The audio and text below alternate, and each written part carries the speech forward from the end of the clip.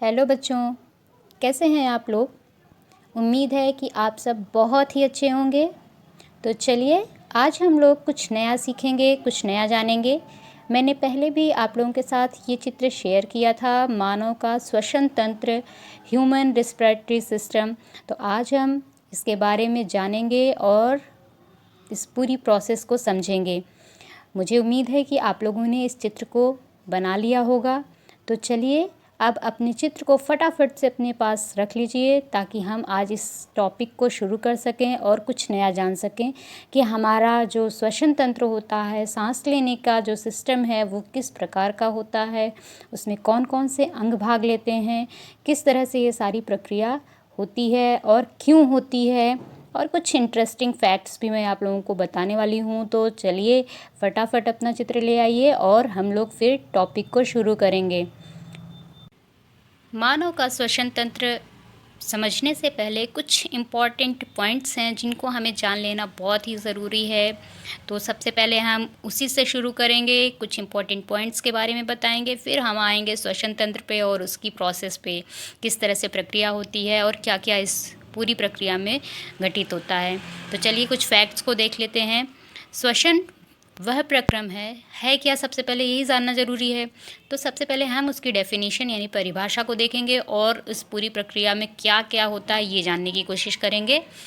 श्वसन वह प्रक्रम है यानी वो प्रोसेस है जिसमें भोजन के ऑक्सीकरण के लिए वातावरण से ऑक्सीजन शरीर के अंदर ली जाती है। अंतः श्वसन इसी को कहते हैं, यानी कि ऑक्सीजन का अंदर जाना। ऑक्सीजन तो जाती नहीं है अकेले, उसके साथ में अन्य गैसें भी होती हैं, यानी कि हम जो वातावरण में गैसें हैं, जो वायु है, उस वायु को अंदर ग्रहण करते हैं। इस प्रोसेस को अंतःग्रहण कहते हैं और इस ली गई वायु में ऑक्सीजन भी उपस्थित होती है।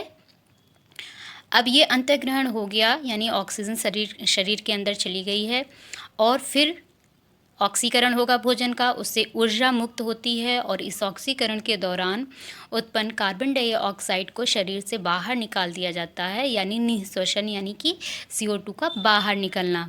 तो मेन श्वसन की प्रोसेस क्या हो गई, श्वसन हुआ क्या, भोजन का ऑक्सीकरण होना, यानी कि ऑक्सीजन का श्वसन की क्रिया में हमें जो वायु लेते हैं उसमें से ऑक्सीजन हमारे फेफड़ों में एब्जॉर्ब होता है और इसके बाद में वो भोजन का ऑक्सीकरण करता है, ब्लड के थ्रू ये जाता है। ब्लड में जो यानी कि रक्त में जो आपका हीमोग्लोबिन होता है उसी से ऑक्सीजन जुड़ जाता है और ये फिर भोजन में पहुंचकर उसका ऑक्सीकरण, भोजन में जो तत्व होते हैं उनको अलग करता है, भोजन के तत्वों का ऑक्सीकरण करता है और इसके बाद में उससे ऊर्जा मुक्त होती है इस ऑक्सीकरण की प्रक्रिया में और कार्बन डाइऑक्साइड निर्मुक्त होती है या निकाल दी जाती है।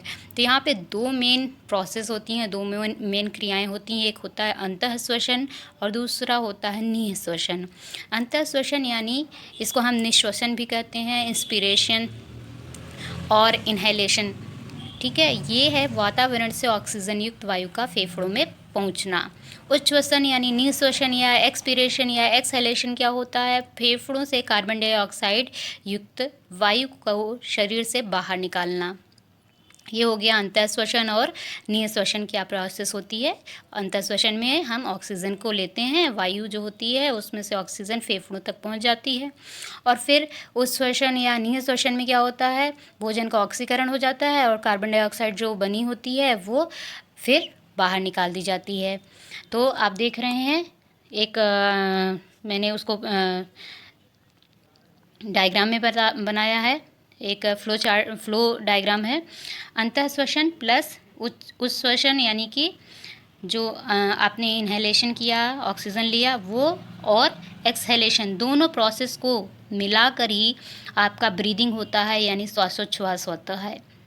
श्वासोच्छ्वास जो होता है इसको हम ब्रीदिंग कहते हैं, यानी सांस का लेना। एक सांस तब जोड़ी जाती है जब आप एक बार ऑक्सीजन अंदर गई और CO2 बाहर निकल गई, ये दोनों ही प्रोसेस हो जाएंगी, तब हम उसको एक ब्रीथ में जोड़ेंगे। तो ये हो गया आपकी ब्रीदिंग प्रोसेस। फिर आते हैं कि कितनी ब्रीदिंग प्रोसेस एक नॉर्मल पर्सन में होनी चाहिए। एक नॉर्मल व्यक्ति अगर स्वस्थ है तो उसमें कितना इसका रेट होना चाहिए। तो सामान्य स्थिति में यानी विश्रामावस्था में व्यक्ति औसतन 1 मिनट में 15 से 18 बार सांस लेता है और छोड़ता है, यानी लेना भी है और छोड़ना भी है। जब एक बार ले लेगा और छोड़ देगा एक बार, तब जाकर वो एक सांस जोड़ी जाएगी। तो ये हो गया। श्वास दर कितनी हो गई व्यक्ति में सामान्य अवस्था में? 15 से 18। फिर अगर आपने अधिक श्रम कर लिया है या ज़्यादा मेहनत करने वाला व्यक्ति है, तो उस स्थिति में हमें सांस अधिक लेना पड़ता है, क्योंकि ऊर्जा की खपत ज़्यादा हो रही है। तो ज़्यादा आपको ऑक्सीजन लेना पड़ेगा, ताकि ज़्यादा से ज़्यादा ऑक्सीजन जाकर आपके भोजन को ऑक्सीकरण करे और आप जल्दी से जल्दी उसमें से एनर्जी प्राप्त करें। तो ये होता है उस स्थिति में जब अधिक श्रम कर लिया आपने, तो श्वास दर हमारी ऑटोमेटिकली बढ़ जाती है, 25 बार प्रति मिनट तक हो जाती है। अब आते हैं अंतःश्वसन एवं निःश्वसन में वायु की मात्रा को नापना श्वास मापन या स्पायरोमेट्री कहलाता है।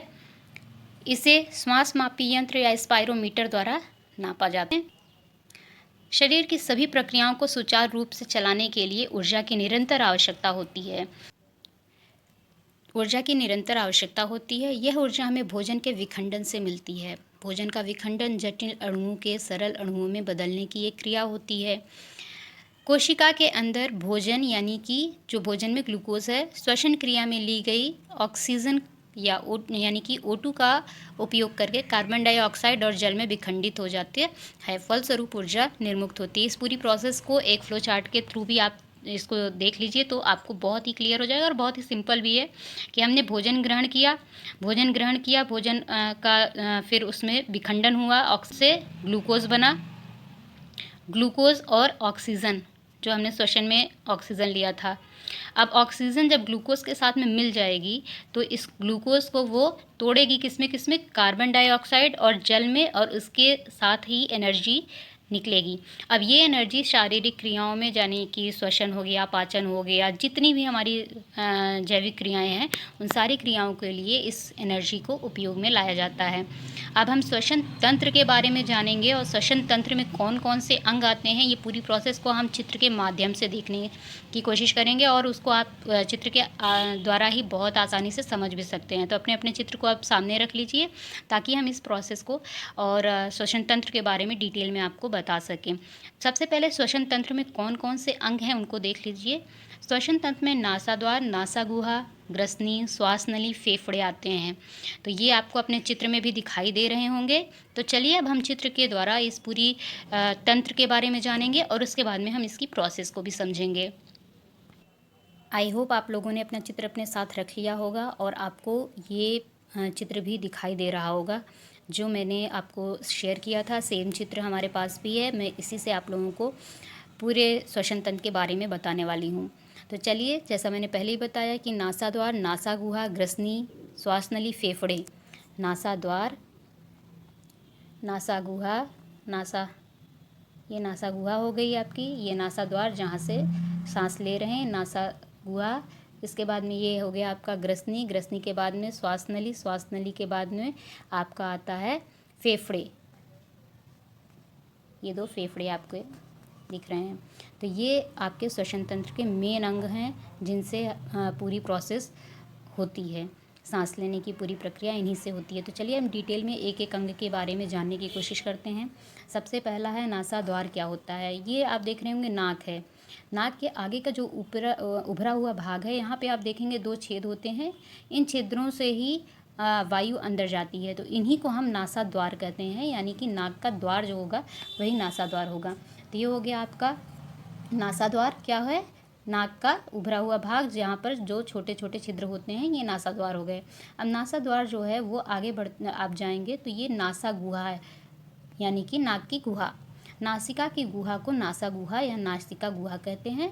नासागुहा में आप क्या देखेंगे कि इसमें दीवार जो होती है उस पर छोटे छोटे महीन बाल होते हैं, और श्लेष्म ग्रंथियाँ होती हैं, जिसमें से श्लेष्म नामक चिपचिपा पदार्थ भी निकलता है। अभी मैं इसका यूज़ भी बताऊंगी कि ये ऐसा जो सिस्टम है हमारे नासागुहा में छोटे बालों का या श्लेष्म का, इनका क्या यूज़ है, ये भी आपको हम चलिए यहाँ पर हम आपको ये बात क्लियर करते हुए चलते हैं कि जो ये महीन बाल हैं और श्लेष्म हैं, जब हम सांस लेते हैं तो वायु में बहुत से डस्ट पार्टिकल्स भी होते हैं, बहुत से जीवाणु भी होते हैं जो कि वायु में मिले रहते हैं। तो जब हम सांस लेते हैं तो वो सांस के माध्यम से हमारी नासा द्वार से होते हुए नासा गुहा में आ जाते हैं। अब नासा गुहा में जो छोटे छोटे बाल और श्लेष्म है जो कि चिपचिपा बनाता है, तो वहाँ पर ये जीवाणु और धूल के कण ये सारे यहाँ पर चिपक कर यहीं पर रह जाते हैं, अंदर नहीं जा पाते हैं और हमें कोई हानि नहीं पहुँचा पाते हैं। तो ये हो गया आपके जो श्लेष्म होता है उसका यूज़। ये जितना भी मैं आपको डिटेल में इसको समझा रही हूँ सारे पॉइंट्स को, ये सारे पॉइंट्स को मैं इस वीडियो के साथ में ही इसके पूरे नोट्स को भी शेयर करूँगी, तो वीडियो अंत तक देखिएगा और उसको पूरा समझने की कोशिश कीजिएगा। और नोट्स के थ्रू आप फिर से इस पूरी प्रोसेस को समझ भी सकते हैं, पढ़ भी सकते हैं। तो चलिए, हमने अभी देखा नासा द्वार को, नासा गुहा को। अब नासा गुहा जो है वो आप देख रहे हैं आगे बढ़ रही है और ये पहुंच रही है ग्रसनी में। तो हम ग्रसनी क्या होती है इसको देख लेते हैं। नासा गुहा जो होती है वो पीछे की ओर नलीनुमा संरचना में खुलती है। इसी को जो है ये यहाँ आया इधर नली जैसा, इसी को हम क्या कहते हैं, ग्रसनी कहते हैं। अब ग्रसनी जो है, ग्रसनी से होते हुए आप देखेंगे कि आती है श्वास नली। ये है श्वास नली। तो श्वास नलिका जैसी श्वास नली जो होती है वो नलिका जैसी एक संरचना होती है जो 2 शाखाओं में बढ़ जाती है। आगे देखिए यहाँ पर आया और ये 2 पार्ट्स में डिवाइड हो गया और ये रही आपकी श्वास नली। अब ये श्वास नली क्या होती है इसके बारे में जान लेते हैं। श्वास नली जो होती है वो नलिका जैसी संरचना आपको दिखाई दे रही है, एक नली जैसी है और आगे चलकर ये 2 शाखाओं में बढ़ जाती है जिन्हें हम श्वसनियाँ कहते हैं। प्रत्येक श्वसनी वो दाईं ओर के फेफड़े में, दाईं ओर की श्वसनी दाईं ओर के फेफड़े में और बाईं ओर की बाईं ओर के फेफड़े में चली जाती है। इस तरह से जो श्वसनी होती है आपकी वो दो श्वसनियों में श्वास नली 2 श्वसनियों में विभाजित होती है और दोनों अपने अपने तरह ओर के फेफड़ों में जाती हैं। यहाँ पर आप एक विशेष प्रकार की संरचना देख रहे हैं जो कि आप छल्लेनुमा संरचना दिखाई दे रही है सी के आकार की। ये संरचनाएं जो होती हैं वो श्वास नली और श्वसनियों को आपस में चिपकने नहीं देती हैं और ये स्वतंत्रता पूर्वक इसमें आसानी से जो है वायु जा सकती है। अब ये आ गए हमारे फेफड़े। फेफड़े जो होते हैं वह शंकु के आकार की संरचना दिखाई दे रही होगी आपको, एक शंक्वाकार संरचना है जो कि वक्ष गुहा में हृदय जो होता है हमारा, यहाँ हृदय होता है, हृदय के दोनों ओर एक दायां और एक बायां फेफड़ा होता है। श्वसनियाँ फेफड़ों के भीतर महीन महीन, देखिए यहाँ से देखिए श्वसनियाँ जो आती हैं वो महीन महीन संरचनाओं में छोटे छोटे भागों में विभाजित हो जाती हैं और इन्हें हम क्या कहते हैं, वायु कूपिका कहते हैं। ये वायु कूपिकाएँ ही वो जगह होती हैं, यहाँ देखिए छोटे छोटे उभार जैसे दिख रहे हैं, इन्हें वायु कूपिकाएँ कहते हैं। और यही वे प्लेस होते हैं जहाँ पर ऑक्सीजन जो होती है वो कार्बन डाइऑक्साइड का, ऑक्सीजन और कार्बन डाइऑक्साइड का आदान प्रदान होता है, विनिमय होता है। ऑक्सीजन जो होती है वो अंदर ली जाती है और जो कार्बन डाइऑक्साइड होती है वो बाहर निकाल दी जाती है। ये हो गया आपके फेफड़े की संरचना। अब हम चलते हैं, थोड़े इम्पोर्टेंट चीज़ें जो है उन पे डिस्कस कर लेते हैं। यहाँ पर आप सबसे पहले देखेंगे कि जो हमारा मुख गुहा थी वो और नासा गुहा, ये दोनों एक ही नली के माध्यम से आ रहा है और यहाँ पर एक ढक्कन जैसी संरचना होती है पत्तीनुमा, जिसे हम एपिग्लॉटिस कहते हैं, वो इस प्लेस पर होती है। और यहाँ पर जब एपिग्लॉटिस जो होती है वो खाना खाते समय भोजन के कणों को श्वास नली में नहीं जाने देती है। तो अगर आप खाना खाते समय बात करते हैं तो हो सकता है, अक्सर देखते हैं कि खाना खाते समय बात करने से श्वास नली में भी भोजन के कण चले जाते हैं और आपको खांसी आने लगती है। तो खाते समय बातें नहीं करनी चाहिए और खाने को चबाकर खाना चाहिए। अब आगे चलते हैं, इस एपिग्लॉटिस के बारे में मैंने आपको बता दिया। अब अतिरिक्त ऑक्सीजन की आवश्यकता एवं पूर्ति के बारे में थोड़ी सी नॉलेज आपको दे देते हैं, फिर हम इसकी प्रोसेस के बारे में बात करेंगे कि किस तरह से हमारा ये जो पूरा सिस्टम है श्वसन तंत्र का वो कार्य किस प्रकार से करता है। तो एक्स्ट्रा ऑक्सीजन की नीड हमें तब पड़ती है जब हम बहुत ज़्यादा दौड़ते भागते हैं या फिर कोई बहुत भारी काम कर लेते हैं, ज़्यादा मेहनत का काम कर लेते हैं, तब हमें हमारे शरीर को एक्स्ट्रा ऑक्सीजन की ज़रूरत पड़ती है क्योंकि ऊर्जा की खपत अधिक हो जाती है। जब इस ऊर्जा की आपूर्ति के लिए क्या करते हैं, अधिक से अधिक ऑक्सीजन की ज़रूरत पड़ती है तो हम हाँफने लगते हैं और हमारा मुंह जो होता है वो खुल जाता है, जिससे हम मुंह से भी सांस ले लेते हैं और इस तरह से हम अतिरिक्त ऊर्जा के लिए अतिरिक्त ऑक्सीजन भी प्राप्त कर लेते हैं। तो ये हो गया कि अतिरिक्त ऑक्सीजन की आवश्यकता कब पड़ती है और इसकी हम पूर्ति किस प्रकार से हमारे शरीर में होती है। कुछ विशेष चीज़ें हम यहीं पर आपको बता देते हैं कि अन्य जंतुओं में भी, जैसे अभी हमने बताया कि ये हम मनुष्य के फेफड़े की बात कर रहे हैं, मनुष्य के श्वसन तंत्र की बात कर रहे हैं, जिसके मुख्य अंगों के बारे में हमने अभी आपको बताया, उनकी संरचना के बारे में बताया, किस प्रकार से वो एक दूसरे से कनेक्टेड हैं उनके बारे में हमने बता दिया। तो अन्य जंतुओं में क्या होती हैं, किस प्रकार की संरचनाएं होती हैं, उनको भी हम लोग यहीं पर देख लेते हैं। तो एक कोशिकीय जंतु जैसे अमीबा है, पैरामीशियम है, इस प्रकार के जंतुओं में कोई विशेष संरचना नहीं पाई जाती है श्वसन के लिए। उनका जो शरीर होता है उसकी सरफेस यानी सतह से ही विसरण के माध्यम से ही ऑक्सीजन और कार्बन डाइऑक्साइड का आदान प्रदान हो जाता है। फिर आते हैं बहुकोशिकीय जीव जैसे केचुआ है। तो केचुए में त्वचा द्वारा ही श्वसन की क्रिया होती है। कॉकरोच हैं और अन्य कीट जो होते हैं उसमें शरीर के किनारे किनारे पार्श्व भाग में छोटे छोटे छेद पाए जाते हैं जिन्हें श्वास रंध्र कहते हैं। इन्हीं के माध्यम से कार्बन डाइऑक्साइड और ऑक्सीजन का विनिमय होता है। फिर आते हैं उभयचर जैसे कि मेढक है। मेढक में जब वो पानी के अंदर रहता है तो त्वचा के माध्यम से, और जब वो जैसा कि उभयचर है तो ज़मीन पर भी रहता है, तो उस दौरान वो फेफड़े से श्वसन क्रिया को संपादित करता है। मछली में गलफड़े होते हैं जिन्हें गिल्स कहते हैं या क्लूम कहते हैं। तो मछली या जलीय जंतुओं में गलफड़ों के माध्यम से भी श्वसन की क्रिया संपादित की जाती है। तो ये कुछ अन्य जंतुओं में किस प्रकार की संरचनाएं होती हैं उसके बारे में हमने जान लिया। अब हम चलते हैं प्रोसेस को, किस तरह से ये प्रोसेस होती है उसको देख लेते हैं। उसके लिए आप अपने चित्र को सामने रखिए ताकि आसानी से आपको समझा सकें। जैसा कि मैंने अभी आपको चित्र में बताया भी, दिखाया भी कि किस तरह से एक दूसरे से सभी श्वसन अंग जुड़े होते हैं। सबसे पहले नासा द्वार था, फिर नासा गुहा आई, फिर ग्रसनी आई, ग्रसनी से श्वास नली, फिर श्वास नली दो श्वसनियों में बट जाती है, फिर वो दोनों फेफड़ों में चली जाती है। ठीक इसी प्रकार से ये प्रोसेस भी होती है, एक अंग से दूसरे अंग को जोड़ते हुए इस प्रक्रिया को पूरा करती है। तो चलिए अब अपने चित्र में हम इस बात को समझते हैं कि ये प्रक्रिया किस प्रकार से होती है, श्वसन में क्या क्या होता है। श्वसन के दौरान जब हम नासा द्वार से होते हुए ऑक्सीजन युक्त वायु को लेते हैं, वो नासा गुहा में पहुंचती है। फिर नासा गुहा से होते हुए वो ग्रसनी में आती है और ग्रसनी से होते हुए श्वास नली के माध्यम से दो शाखाओं में बदलते हुए, श्वसनियों में बदलते हुए ये दोनों फेफड़ों में पहुंच जाती है। ये तो प्रोसेस हो गई अंतर्ग्रहण, किस प्रकार से ऑक्सीजन हमारी बॉडी में पहुंचा। अब इसके बाद में उसमें से ऑक्सीजन का लेना और CO2 का निकालना, किस प्रकार से ये प्रोसेस होती है उसको देखते हैं। वक्ष गुहा में फेफड़ों को देखिए एक आधार दिया गया है, ये फेफड़ों को आधार प्रदान करता है। ये पेशीय संरचना होती है जिसे हम डायफ्राम कहते हैं। ये जो डायफ्राम है, ये डायफ्राम ही पूरे प्रोसेस को बहुत आसान तरीके से संपादित कराता है। तो डायफ्राम में अंतः श्वसन के समय जब यानी कि हम ऑक्सीजन या वायु को ग्रहण कर रहे हैं उस समय ये डायफ्राम नीचे की तरफ सरक जाता है। यहाँ से ये नीचे की तरफ सरक जाएगा और जब नीचे सरक जाएगा तो ये फेफड़ों का आयतन, इस पूरे गुहा का आयतन क्या होगा, बढ़ जाएगा।